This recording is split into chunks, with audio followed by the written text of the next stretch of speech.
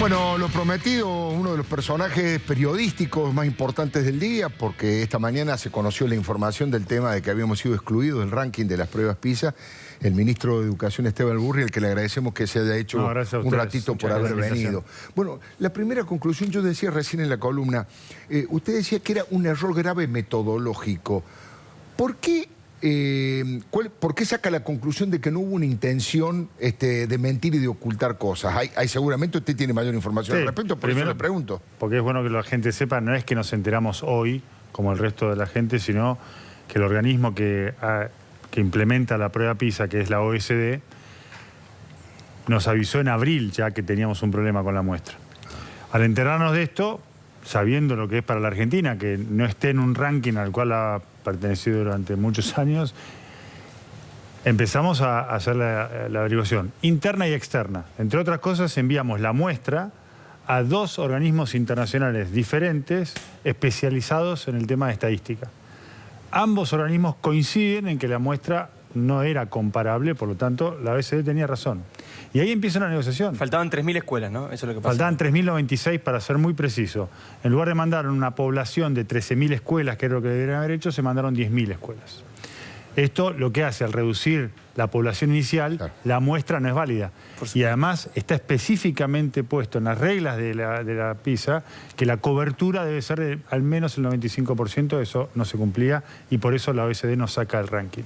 Entonces, no es que lo decimos sin la información. ¿Y por qué decimos esto de que no vemos mala intención? Sí, incapacidad. Y esto hay que entender, incapacidad, que es, para mí, parte de lo que planteaba usted, Alfredo, al principio, que es un gobierno que no tenía ningún apego por las estadísticas, claro, por la verdad, claro, que le sumó a eso incapacidad en el manejo de esta muestra y que llevó a que terminamos en un ranking excluidos, absolutamente excluidos del ranking. Esteban, te contrapongo con lo que dijo el kirchnerismo el día de hoy, ¿no? Primero apareció Alberto Siloni, ex ministro de Educación de la República Argentina, diciendo... Con quien hablamos durante todo este proceso. Correcto, diciendo que eran escuelas que habían cerrado, que por eso no participaban de la muestra.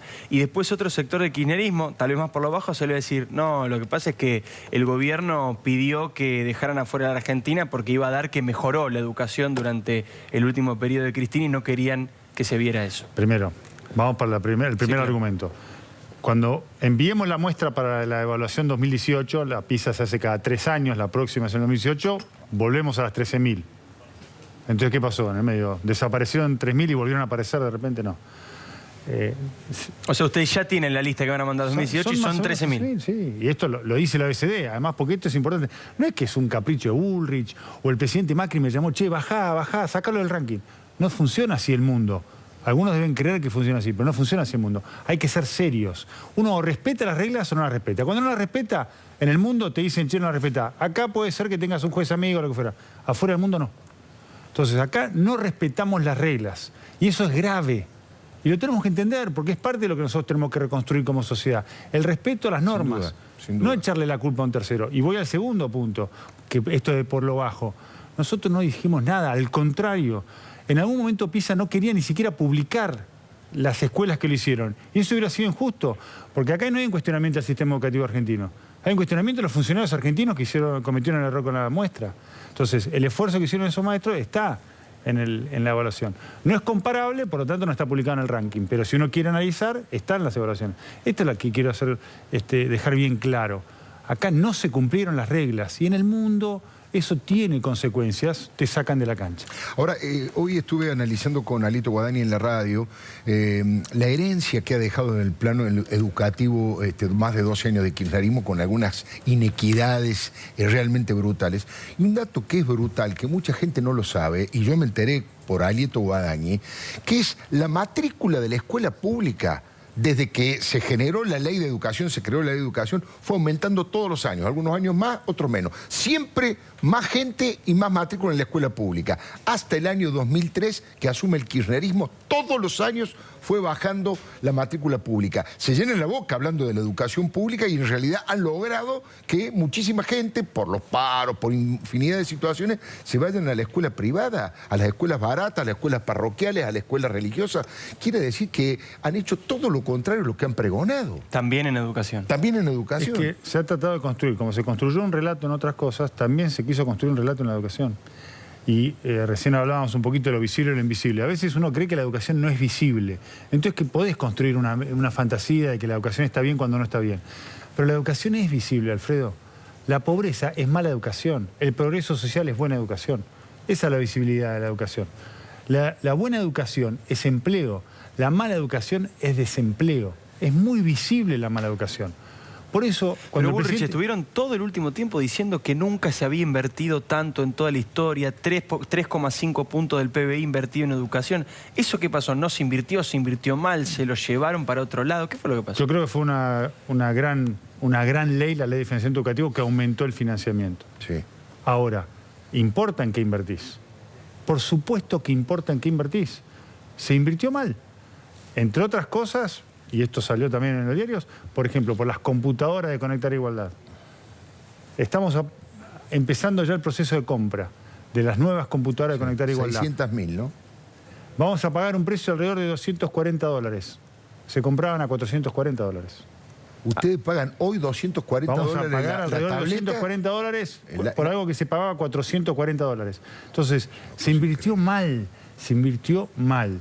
Se invirtió... ¿Pero ahí hay corrupción, Esteban? ¿O es desidia? Vamos a investigarlo, por supuesto, lo vamos a investigar y vamos a hacer todas las denuncias que haya que hacer, como siempre lo hemos hecho.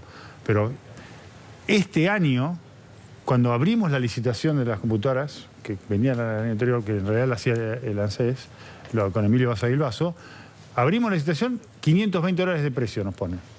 Hablamos con Emilio, yo me fijé, Musimundo era más barata, dijimos no compramos ninguna. Bajaron automáticamente el precio en una semana. Dijeron no son 520, son 420. Compramos 200.000 este año, que era la compra que tenía ya determinada el kirchnerismo. Pero dijimos, a este precio no seguimos comprando y empezamos a trabajar. Un trabajo que hicimos con el Ministerio de Producción, que llevó a este precio, que es un precio que está más en los niveles de compra de lo que es una computadora en el mundo. El valor internacional. Ahora, pensemos esto. Si compramos a $200 más, casi al doble, le podríamos haber dado casi al doble de PBS una computadora. Claro. No lo hicimos. En vez de comprar 5 millones de computadoras, podríamos haber comprado 10 millones de computadoras, que es casi el 100% de la matrícula estatal, de estudiantes de la Argentina. Con la misma plata. Con la misma plata. Entonces, digo, vos me decís, ¿se invirtió más? Sí, se invirtió más. Y es importante. ¿Se invirtió bien? No se invirtió bien. Tenemos que trabajar en mejorar la carrera docente, Alfredo. No podemos seguir teniendo la carrera docente que tenemos hoy. Un sistema educativo que solamente trabaja 4 horas. El 90%, 9 de cada 10 escuelas en Argentina solamente da educación 4 horas. No hay sistema en el mundo que trabaje de esa manera. Claro. Faltan horas de clase. Había un objetivo en la ley de financiamiento educativo, gran ley, pero no se siguieron los objetivos. Se dijo, vamos a poner más plata para que haya más horas de clase. No se cumplió con eso. ¿Y qué pasó? ¿Hubo mecanismo de control? No hubo mecanismo de control. Entonces, queremos que haya ese mecanismo de control. Hay que trabajar distinto y hay que trabajar con la verdad arriba de la mesa, con honestidad, con humildad también de reconocer cuando nos equivocamos, pero corrigiendo y siguiendo mejorando la educación. Esa es la única manera de que terminemos con la pobreza, porque además la verdadera pobreza está atada al problema educativo, a la enorme desigualdad educativa que tenemos. La Ciudad de Buenos Aires tuvo una mejora en PISA. Pero lo más importante de los resultados de la Ciudad de Buenos Aires, que se van a ver cuando se analicen a fondo la evaluación PISA, es que se redujo la brecha entre escuelas públicas y privadas. A la mitad. En el 2012, que fue la primera vez que la ciudad participó, la brecha era casi 100 puntos en promedio. Hoy son 50 puntos. Eso es lo que tenemos que buscar.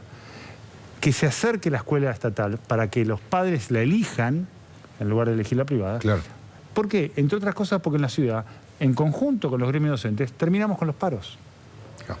Claro. Ese camino de conjunto, de trabajar unidos para entre todos mejorar la educación, es la única manera de salir.